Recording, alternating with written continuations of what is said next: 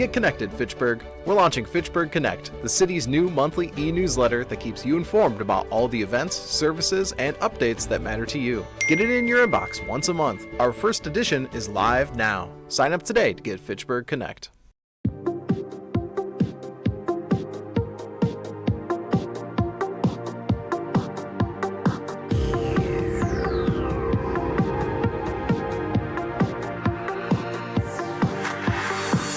Hi, I'm Jeremy Crosby. And I'm Nick Boucher. We're your hosts for the program that's all about your city, Talking Fitchburg. Every weekday, we pull together the news, events, and information you need to stay on top of what's happening in the city of Fitchburg. Find Talking Fitchburg on cable TV, Roku, Amazon Fire, Apple TV, and our live stream on the web. Plus, you can find all our headlines and stories on Facebook, YouTube, and our video on demand service.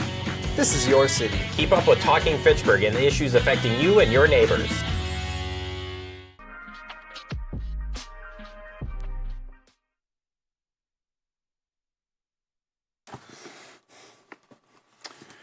Good evening. I'd like to call the Fitch-Rona EMS District Commission meeting to order. My name is David Lonsdorf. I'm the interim chair. I think we should start with a roll call, and since we have a new member and a new commission anyway, I'd like us all to maybe just introduce ourselves and say which municipality you're representing, and if you want to say anything about your interest in the commission. Hey, I am Micah Lattice. I am one of the alders on the Fitchburg City Council, so I represent District 4. I am here representing the city until we have someone to fill this seat. So I think we are in the process of vetting a couple people to fill this seat. So I'm just here to keep the seat warm. And, right. You're an interim also. Yes, interim, and happy to be here. All but right. yeah, all right, thanks. My name is Daniel Schultz. I'm new to the commission. I am interested because I live in the city of Fitchburg. Actually, I live like a block away, so it was a 2-second drive for me to get here. But I also work in EMS, so I think that it was interesting to actually be on a commission for the area that I live versus where I actually work. So, where do you work, Avid? I work for the Village of Oregon and also for Deer Grove. In EMS, but then the other thing that I would want to just say, maybe this is the right time to do it, but I also work for Image Trend, which is the electronic patient care reports that we use probably in the service. So I also work for them Monday through Friday. They're not my territory. So if we ever go into discussions about that, I would probably recuse myself from all those conversations, especially from a budgetary standpoint. But I work in the field as well in EMS, and I work with 21 states to the west side of Wisconsin. All right. Are you a paramedic then? No, I'm an advanced EMT. So EMT, yeah, I'm the teenager in the group, and I call the adults when I need the adults. So enough to do babysitting, but not enough to be the adult. All right, a wise choice. All right. I'm Devin Anders. I'm the deputy chief, or one of the deputy chiefs here at Fitch-Rona EMS. So I guess I kind of represent all of the municipalities. All right. So Thanks. Still happy to be here. All right. My name is David Lonsdorf. I'm a town of Verona representative. I'm one of the board members there. And I think this is my 4th year on the EMS commission. I'm also a retired family practice doctor. So I never rode the ambulance, but I'm familiar with what happens when they get to the hospital. So. We do have Alder Lepper on Zoom. Okay. Is it Jake? Hi, I'm Jake Lipper. I'm the other District 4 alder along with Micah. I'm in Seattle right now for school, otherwise I would be there with you all. So good to see everybody. All right, thanks. We'll have lots of snow when you get back. Yeah. Yes. Chief Patrick Anderson from the Fitch-Rona EMS District. Oh, that was short. I'm Stephen Fusco. I am the citizen appointee for the city of Verona. And I guess I just wanted to get involved in my community. I medical scribed for like 2 years in an emergency department, so it seemed like a good fit to kind of get back involved in that. And fun fact, Daniel and I used to work together. Wow. Exciting. Last and probably least, Patrick Lytle. I'm with the city of Verona, one of the alders there, and I think coming up on 2 years minus maybe a few months as a representative on Fitch-Rona EMS. Nice to meet you all. All right, thank you. I guess that doesn't really constitute a roll call, so if you want to do the roll call. I wasn't sure if you wanted to still do that, so sure. I can read them off. We have Alder Lepper online, Alder Laduse, Laduse. there it is. I should have done it, phonetically. Daniel Schultz. Here. I talked with JR earlier in the week. He is not here, but I was understanding he was here, so he is absent. And then we have Alder Lytle. It's here. Stephen Fusco and Me. Supervisor missing one guy. Monsdorf. All right. Yep. We do have a quorum. All right, thank you. Well, that's great. I hope we all enjoy working together as much as possible. Public comment, I don't see anyone out there, so no public comment. The next thing is election of commission officers, both the chair and the secretary. And I guess do you want me to run that? I'll let it's up you to run me. that. Okay. All right. I guess the first thing is to self-nominate. Does anyone? First of all, I want to ask about the secretary. Isn't that taken care of? It is, and I tried to. You're doing it mostly? Yeah, I tried to send that in the email. It is officially an intergovernmental agreement. That's why I put that out there. Yeah. So it is a position that has to be identified because it's in the intergovernmental agreement. It's truly talking about somebody from the commission ultimately, right, being responsible for posting agenda, taking minutes. That's it. But we do that. Yeah. Myself, Michelle, Devin. Yeah, Michelle. Should we appoint you then, or? I cannot. I am not a commission member. So No, but I mean, should the commission officially appoint you a secretary or ask for one? That seems, no. A commission member has to be the secretary, and then they have to delegate all that down to those of us who are actually just doing it anyway. All right. So let's do that first. Would anyone like to be the secretary? And then you could do all the work yourself, or you could delegate it. Yeah.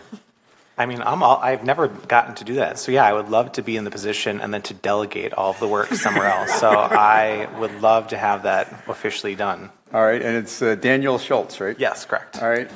Would anyone else like to self-nominate to be the secretary? For the easiest job you'll ever do. All right, let's take a vote then. All in favor of Daniel Schultz being the secretary, say aye. Aye. All right. Any opposed? All right. So Daniel, you're now the secretary. Would you like to delegate? Yeah, whatever I have to do. If I can delegate all of that to where it needs to go, that'd be perfect. To staff. Okay. Wonderful. All right. But if it ever if it ever comes down to it, you're still the secretary. Okay. All right. I mean, at least I'm not the chair then at that point, so it's still a better role. Yeah. Yeah. So now let's do the chair. Right now I'm just the interim chair, and I think it was because I came in a little late to the last meeting, and everybody. Yes, there was the only seat left. But would anyone like to nominate themselves to be the chair? And I think we got a document from Patrick with the duties, but it's basically running the meeting and then signing stuff. I'll nominate myself. I'll be glad to do it. I've been on the commission for 4 years, and arguably, if the two cities argue with each other, I have less of a side to take. So, all right. Anyone else want to self-nominate? All right. Then I guess we'll hold elections. All in favor of me being the chair, say aye. Aye. Aye. All right. Any opposed? All right. I'll continue to do it. Thank you. Interim of your name. Yes, strike the interim. All right, let's review and approve the meeting minutes from last meeting. I guess this would just be if you were at the meeting. Do we have them on the screen or? Yeah. In case anyone wants to speed read them real quickly. Any additions or corrections to the minutes? This would be for those of us who were here the last time. So, Actually, could I just ask if my name could be changed to be spelled? I think there's a T missing in my last name. That'd be the only correction that I would have. Okay. Yep. Schultz. Okay. And now that you're the secretary, you can take care of things like that. All right. Any other, Patrick? With that correction, I would move approval. All right. Second? Seconded. All right. Steve, second. All All right, all in favor, say aye. Aye. Aye. Any opposed? Okay, minutes are approved. Next, Chief's report. Now I'll get that back up. All right, thank you. So this is technically our first report of the year because the last one was a summary of last year. So started 3% down from the previous year, but still 474 calls in January is still a pretty hefty number. So keeping on track with lots of sick people going on in our neighborhoods. Continuing to see other items to really point out. There's all the times we had trucks on calls in January was 19. The previous year was 25. So we're still keeping busy with lots of our vehicles out. We did have, of course, it was, though we have the peak time truck, all the times the city of Madison and I think Oregon once had to come into the district. It was 8 times. In January, we missed all those days with our peak time truck, but started the year with a bang, requiring help from our neighbors. Otherwise, the numbers that you see there are normally we're averaging 15 calls a day. And I always say that average is 15 means usually there's 2 or 30, right? So somewhere in there. Really, the only event we had in the first part of the year is the Briar Patch Youth came out to station number 3. They kind of just do a little EMS 101 for them. Had a great time. That was Sarah and I that helped with that. All the rest of that information is what we usually see here. My adjustment of my numbers here was a little bit off. We got our municipal funds from the city of Verona and the town of Verona. We may have gotten Fitchburg's since this report was ran. So that number, otherwise that number would be in here as well. Otherwise, the rest of our numbers are here. Our investment accounts are getting great interest. We put some funds in the CDs, as I shared a couple months ago, to get a better return. As I mentioned last month, we do have our state calendar year 2026 FAP funds. That's why we see that number so large there. No donations for January. Our milestones, we have a couple of LTEs. Jameson Brinkman has been 2 years with us. Kathy Anderson has been 1 year with us. And then just a couple of shout outs. Thank you card for I'll fix my spelling here before we publish this. For the car, it should have been care provided by Molly Olson and Andrew Jensen. We got a call again for Andrew Jensen and Chip from a patient's father about the care of his son. And then I actually did email out to everybody.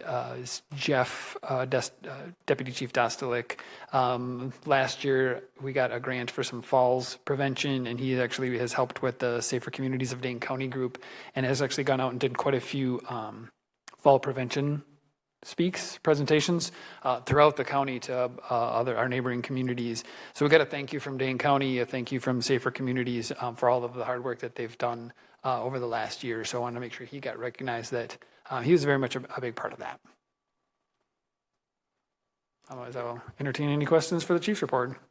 Quick question. I guess I never noticed this before. What is the 2024 EPIC grant? So every year we put in, I need to change that. It should have been 2020, and I should just take the year off of there. Every year EPIC opens up an opportunity for the city of Verona to put in funds to provide grant funds. And I don't know that grants is really a name for it. I just call it a grant. It's kind of a donation. But the city of Verona includes us in that. So we actually get to submit a request for needs of our community. That opportunity opens up every year. So we put in last year, if you remember, we bought the e-bikes and the inflatable shelter. Most of the time, at the best time, it's a best guess about what those are going to cost. And so that's what we put in for. So these are actually some of the remaining funds from what we put in for last year. The bikes ended up being cheaper than we had originally put in for, as well as the shelter. So those funds are still sitting in there. Essentially, what we're going to use them for is continuing to support the bikes. There's not enough for another bike, but we can actually get some more equipment for our bikes, as well as we're actually looking for a heating element for our inflatable shelter. But because those funds came from EPIC for that purpose, we make sure that we earmark them and use them for what we asked them for. Is this like a grant that you could get every year, theoretically, or was it a one-time grant? Nope, they put out to the city of Verona every year an opportunity to ask for some needs, and every year we put in for it. So around what time of the year does that happen? It should be coming up pretty quick. We usually have to put in our requests by about April, and the money is awarded in June. All right, great. Thank you. I have a question. Does the council in Verona not, this sounds like you guys aren't aware of that, or you don't have any say in that? I'm not on the council, so. Oh, you're not? Okay. I guess Patrick is, sorry. Yeah, I think there's typically, I don't know that there is a hard and fast rule for the types of things that EPIC will support, but I do know in general, safety, health-related, youth-related items is something they really try to support with their grant money. So the EMS district is a good alignment with those goals. All right, great. I have a follow-up from last month. I think, Steve, you asked about the number of falls and what percentage of them was from the nursing home or something. And Patrick promised to get back to you on it. You failed. All right, sorry. Well, we'll give you another month. Okay. Because was it number one again? I can't remember. It's usually number one or two. Oh, I failed in number two. It is usually number one or number two every month, but I will share that as I'm working on the annual report that we publish, it was number one far and away. I think it was actually almost about 40% of our calls in 2025. So I will find that number. It's written down now. All right, let's move on to approving the checks. There was a list of all of the payments that the district made in the last month. Does anyone have any questions about that? Not a question for the checks per se, and I don't know if I should have asked this during the chief's report. I know the budget update that Michelle puts together contains a projection or forecast column. Can you refresh my memory as to, is that just kind of straight line forecast based on an individual month at this point, or are there other factors that she uses when the forecast is going to? So I have to go back. I should go back and check the formulas. So some of them are tweaked because if you truly projected it out, it would be off. The biggest things are like our medical director fees that we pay quarterly. So if you looked at that falling in their monthly, right, we would owe a bazillion dollars by the end of the year, when really that's something we pay quarterly. And there's a couple other items in there as well that they're quarterly or semi-annually or even annually.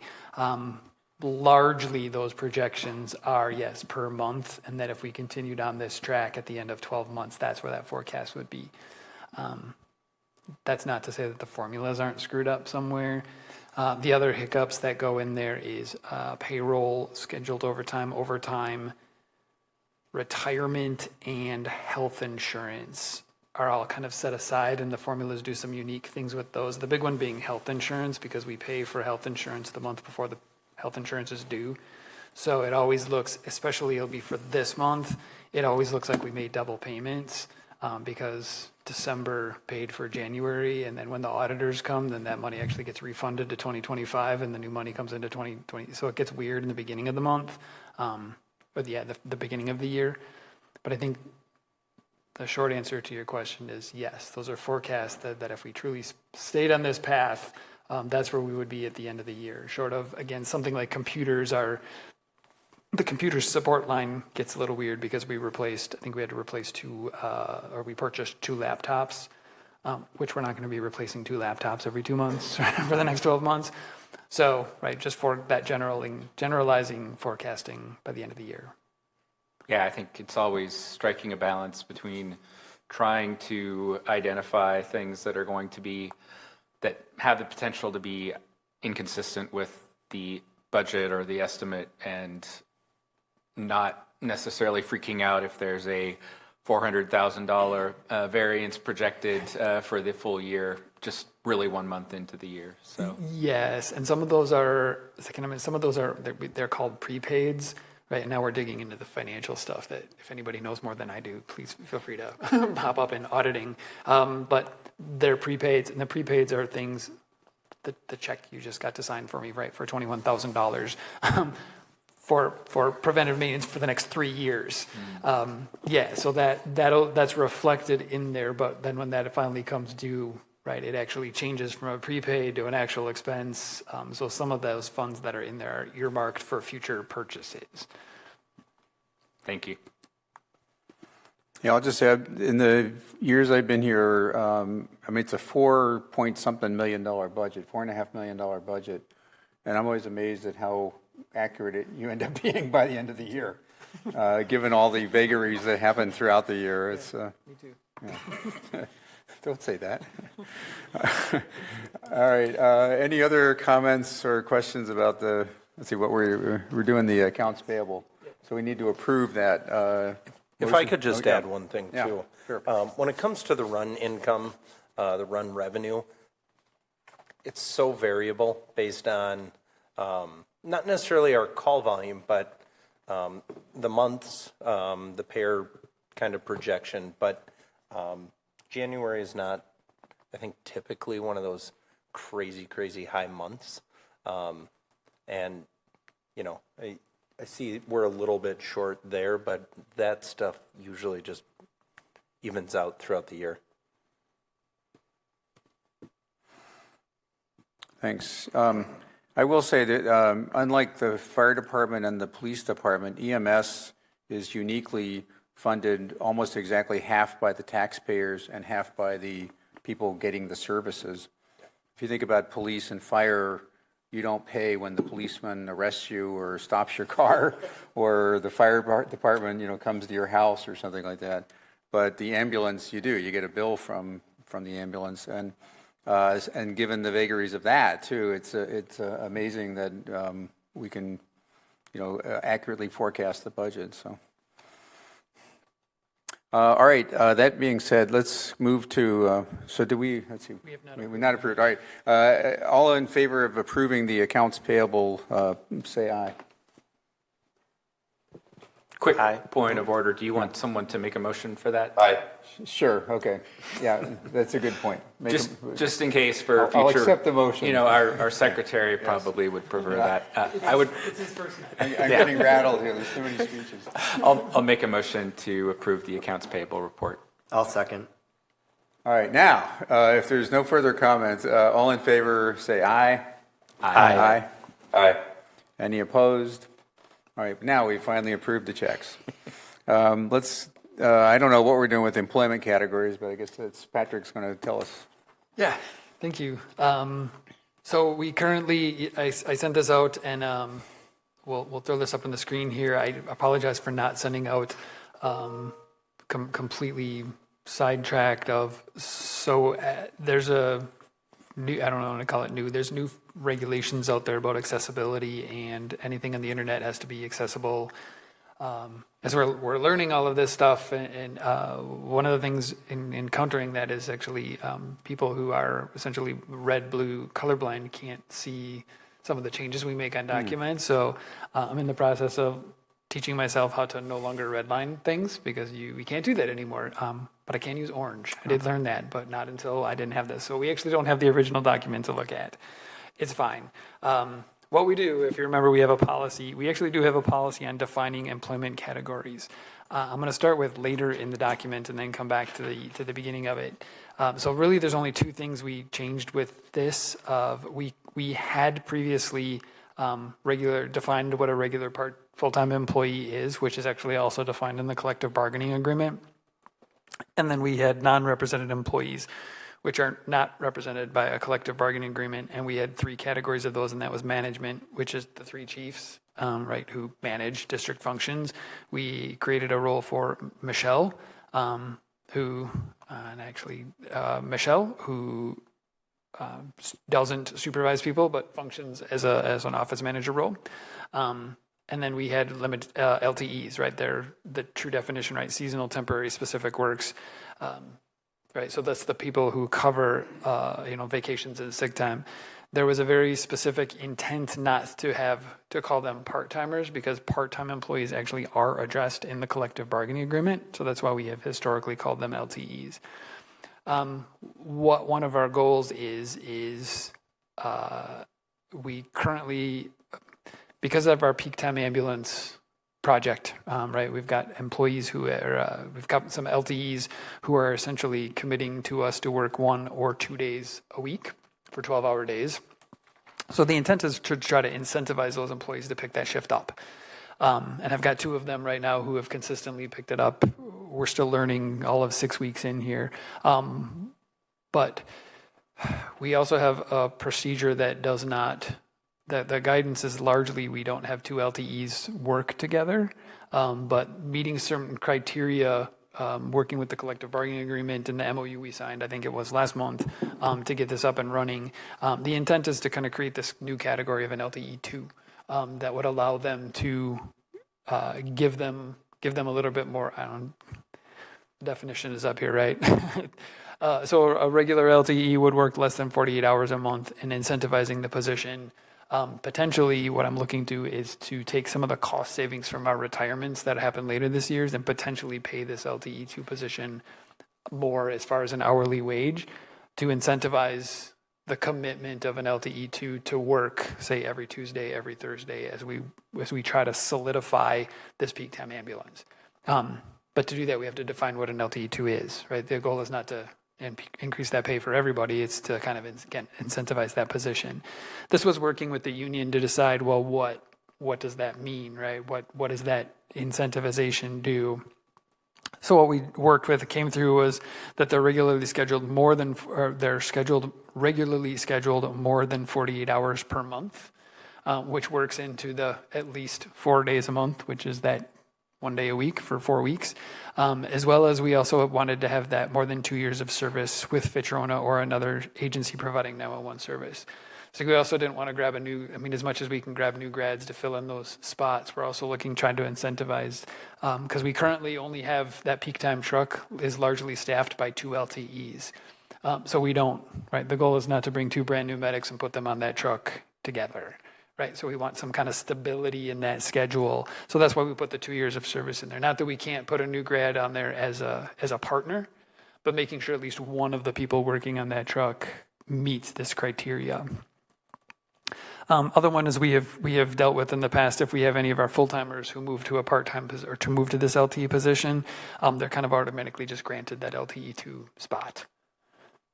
Right, because they're going to meet those criteria. All of this, of course, is approval upon the chief, and it only applies to a paramedic job. On the off chance that we kind of change our structure somehow and bring in an EMT ambulance or a single medic ambulance or something like that, we wouldn't have to come back and revisit it. That LTE2 only applies to the paramedic spot. So that's the first proposal, is creating this LTE2 position with those criteria. Again, that actually was kind of a collective discussion with the union on truly what the expectation of that position would be. The second thing we added is, as long as we open this up to add it, we talked about permanent part-time. As I've mentioned over the last year or 2 years, right? The ultimate goal is for this peak time truck is to truly make it a permanent part-time position, that I would have 2 people who would be committed to working 2 days a week for 12-hour shifts. Because it would be 2 days a week for 12-hour shifts, that immediately doubles their amount of hours, right? So that would be a 24-hour-a-week position. So we wanted to define what that is. That would actually become a represented position, and we're working with the union on negotiating that pathway as well. That before that would take effect, as far as a name change, that would come back to this body for you to look at that, because that would require an MOU, because it would be a benefited, again, represented position. So right now, the only thing I'm asking you to do right now is actually just approve the job position in a policy. The details of that get worked out more specifically in detail later. But what we did with that is essentially said, it's a represented position.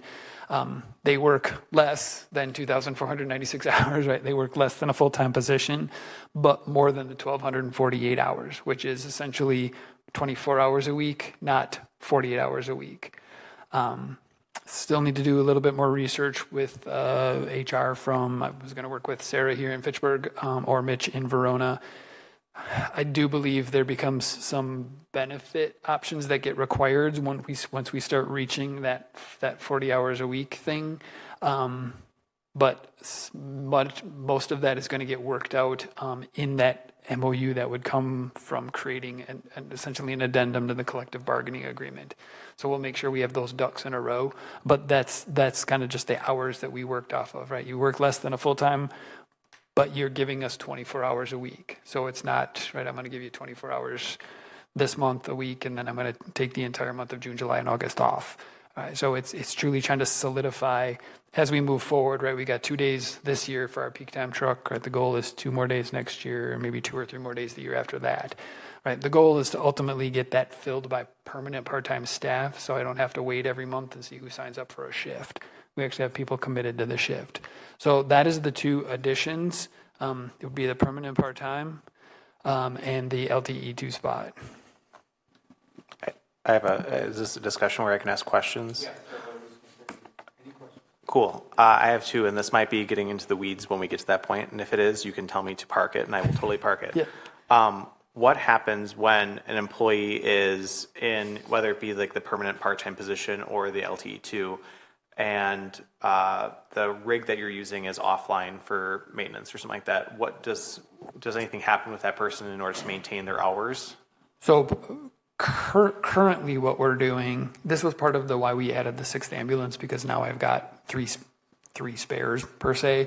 So it hasn't come up yet. Right. With the exception of, it was within our first 4 weeks, we had somebody call in sick and I wasn't able to fill it.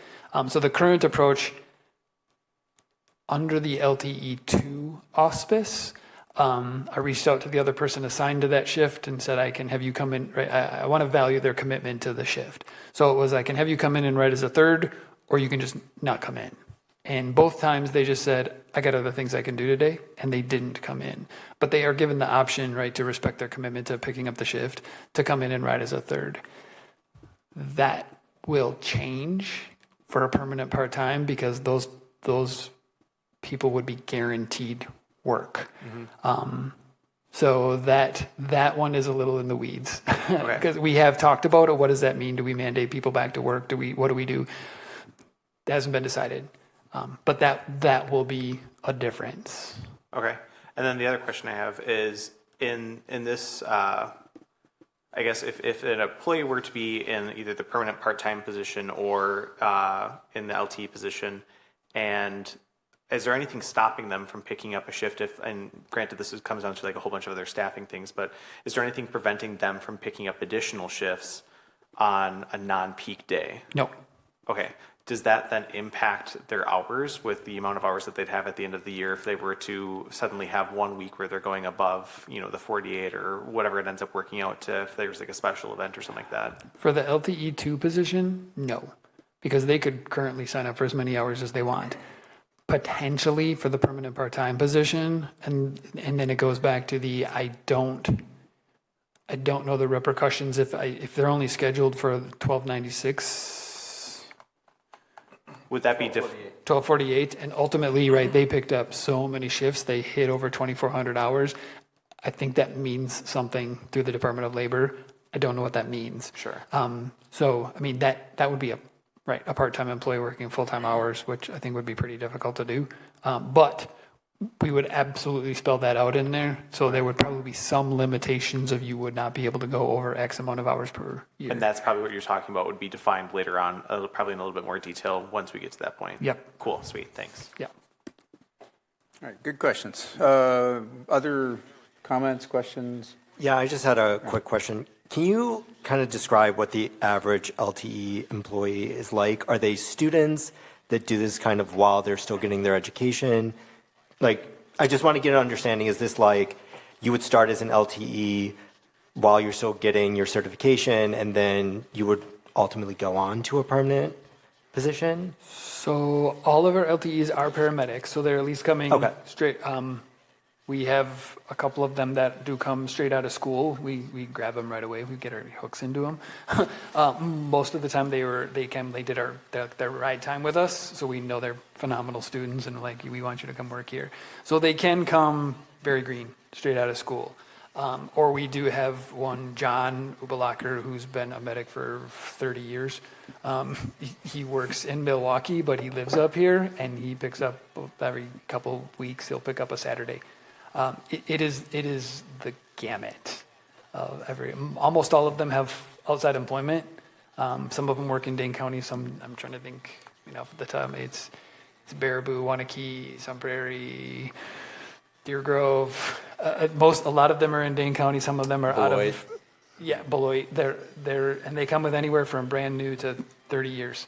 Okay, so like typically you're not using this as like a bridge to get to a full-time position. I think historically that is how we had to do it. Jobs were so few and far between that you had to kind of sink your teeth into a department and work as hard as you could before you had that opportunity. I think it's just employment landscaping has changed a little bit, and there's a lot more paramedic jobs in the county. Historically, we have hired from our LTE pool. We actually haven't done open hiring for full-time positions. It's always been essentially, yes, it's always been promoting from our LTE pool into our, again, incentivizing you to come work here and then offering full-time positions. Last year, I think, is the first year we even opened it up. And now that we have lateral transfer language in our contract, so for our current, if you haven't seen it, we did post the openings.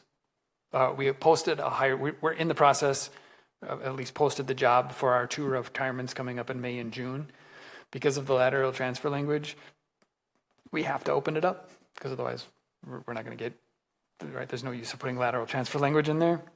So we actually have gotten both internal and now external candidates. So historically, yes, it was a pathway to full-time employment for those who were looking for it. But we've also got people who have, I got another job, I just really like working here.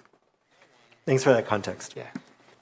Yeah, I used to work in a lot of urgent care, and I had to assign shifts, but if I needed more money in a particular month, I would just pick up extra shifts. There were always shifts available, or I would give them up if I didn't want to work, or I went on vacation or something. So it's sort of fluid like that, I guess. People from other departments come here. And this is such a good place to work, they love to come here. So, do we still have volunteers? We have one volunteer. We have one guy, yeah. One guy, yep. Tom Bates still, although I haven't seen him in a while. So I think my assumption was this is probably we all renew this year. Every EMS provider in the state of Wisconsin all renews June of every 3 years, all at the same time. Yeah. So ridiculous design to renew 100,000 people all in the same month. But not my deal. The same one person that does that. My assumption, this is probably going to be his last cycle. I don't know that he'll renew, but yes, we have one. And I've been living here 40 years. Weren't we an all-volunteer force going back maybe 25, 30 years? Or? So up until, this is the Patrick story, right? Yeah. Patrick, Gary, and Sarah were the last 3 hired in 2001 that brought us from a volunteer service to a 100% career service. Yeah. So we up until 2001, we still had paid volunteers. So 25 years, 26 years. Mm-hmm. Yeah, wow. 2027 will be 50 years of Fitch-Rona. So we have to have a party next year. All right. Other comments, questions? Yeah. Patrick, Daniel had a question about the intern component on there. And without trying to be too loud and be disrespectful, I quickly gave him a little bit of an update. But did you want to elaborate on that a little bit? What I was going to elaborate is delete it really quick, because I was the second thing I forgot to do for tonight was actually put the intern job description in here. Yeah, I just saw it was blank, so I wasn't sure if we were voting on this, because I was just like, well, that section just says intern. I was supposed to put a job description in there, but it's all good. Threw it in the wrong folder. At least I was reading the document. You did. So, yeah. Thank you. So my suggestion would be that we just approve this as is tonight, and then next time we kick at it, we put the intern program back in there. Yeah. But actually, I have one other question then to go off of that. So then with the one volunteer that you have right now, is there intention to then remove that language going forward if there isn't that, or is it still beneficial to have language for volunteers in there, even if you don't have any, and I guess knock on wood if you don't have any active on the roster, but like. We probably will leave it in there because we do, I want to say a handful of years ago when we had it wasn't an intern. They were an intern. They were like a fire intern who went through paramedic school, but really felt the collective, right, felt they needed a little bit more time before we let them out as a partner. And that came from the group and from us. So we actually let them continue to volunteer for about 6 months to just get more time, right? So I wasn't paying them. It really was like the incentive here is we're going to let you ride as much as you want for the next 6 months, become comfortable, and I want to say prove yourself, but show us that there's some advancement, build that trust with your partners. And then after 6 months, we actually brought that person on as an LTE, but we allowed them to be a volunteer for 6 months and really just get the time in, because otherwise there's no mechanism to give them more time. So probably leave it in there for that option. All right, cool. All right, Patrick. Yeah, I was curious, the two categories of LTE that we're proposing, how formal is that change of status between LTE 1 to LTE 2 in such that, if someone sees a change in their family, their home life, whatever, to bounce between LTE 1 and LTE 2, is that going to create a bunch of extra paperwork for you, or is the intent that this kind of is informal enough that you can designate it pretty quickly? We kicked this around a lot to try to not make this more complicated than we needed it to be, and the best, even the language we settled on was right, who are regularly scheduled more than 48 hours, because that's what I didn't want is somebody who was like, I've got free time for the month of June, July, and August, right? And I picked up 48 hours for 3 months in a row, and now I'm back full-time in school, and I can maybe give you 1 day every 2 months. So we didn't want to be flopping back. Again, the spirit of this is to try to incentivize this with potentially some pay savings or to an increased wage. So I don't want to every 3 months have to go back and change somebody's wage because they're not meeting minimum expectations. So I think, right, at least our approach, what we've thought of up to this point, that it would be for those people. The big spirit behind it was for that peak time truck. Now, is there a potential somebody who could pick up routinely more than 48 hours a month and not be in the peak time truck? Absolutely. It doesn't happen regularly. It does happen sometimes. It just doesn't happen regularly. But I would say if there was somebody who regularly picked up more than 48 hours a month, not in the peak time truck, awesome. Thank you for helping me out. And I will absolutely pay you more for helping us fill those open positions, because that means I'm not mandating people back to work. So I think the answer you have is, as of this moment, as far as we have thought it through, it should be fairly easy enough to do. Great. They may also be considered for an LTE position as a previous FTE of the district. Is that meaning they're a representative employee at the district, or? They were at one point. So once they changed status, that they are no longer represented. But we have had an employee who was here full time, and then childcare became an issue. So then actually did move down to our LTE status. However, they were here for, I want to say, almost 4 years as a full-time person. So they don't routinely pick up 48 hours, and we currently transition them. They actually stay at the wage they left here at.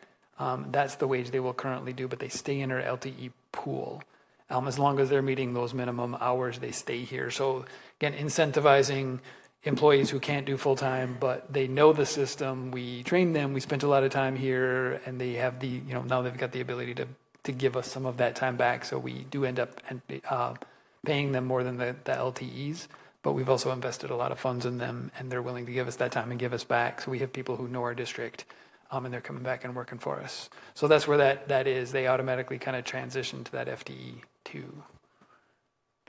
Yeah, I don't want to get super nitpicky about it, because if we hadn't defined FTE previously in the policy, is it better to call them a regular full-time employee? I can do that. And we can catch this next time too. I just trying to make it clear to someone who might pick this up and not understand the difference. I could just do this too. FTE. There we go. You could, under 1A, you could just write regular full-time employee, parenthesis, FTE. I just did it. Oh, you did it? Oh. That works? Great minds. And to be in the union, you have to work at least half-time. Is that, it looks like, Correct. the permanent part-time Anybody less than half-time would be in the LTE category. Correct. All right, other questions? These are all great discussion. Actually, I have one last question. Sorry to be the talker. Just because I know that this is coming up because of that peak time truck, can someone be, for how that's staffed, can someone be in the LT1 position and be on the peak time truck, or is it only candidates that are the LT2 that are allowed to be in that peak time truck? The spirit of this is to have at least one LTE2 on that peak time truck. Okay. And the other position can be filled by an LTE, Yep. or we can move people around. Last week would have been the example of we ended up having to mandate somebody back to work, but they were actually already at the station. So we actually split the peak time crew up. So the LTE actually ended up working with a full-timer for 12 hours, and then we put the other LTE for that 12 hours up at a different station because the shift was only for a 12-hour open day. So it's not necessarily that they will work together, but the spirit would be there's always at least an FT. There's a one LTE2 on that peak time truck. The other position ideally filled with an LTE2, but could be filled with an LTE. And that's where I guess, and the reason why I'm asking that question is because in the LTE2, you spell out the, I guess, more finite requirements for filling that specific role. To the question that I have then is like for LTE1, if that person is a net new student, just got licensed from NRE&T and stuff like that, and they just got all their stuff, that person could be on the peak time truck because they are at least staffed with a more tenured provider. Yes. Okay, cool. I'm good with that then. All right, let's see, I lost my place here. All right. Now let's see. So we want to approve this as is with the idea that it might be updated when you add the intern part and maybe some other stuff. Yes. All right. So I'd like to get a motion to approve the document as represented. I'll move to approve it as it currently stands for the amendments coming at the next meeting. Okay. Second? I'll second. All right. Any other discussion? All in favor, say aye. Aye. Aye. Any opposed? All right, the document is passed, approved. I think that's it, unless there is other business as allowed by law. All right, we got to get home before the big snowstorm. All right, I guess to adjourn, motion to adjourn? Anyone? I'll move to adjourn. It'll be my one thing I do in this. There you go. commission. Yeah. All right. Second. Anyone not made a motion yet? I'll second. All in favor, say aye. Aye. All opposed? Aye. All right. We're adjourned. Thanks.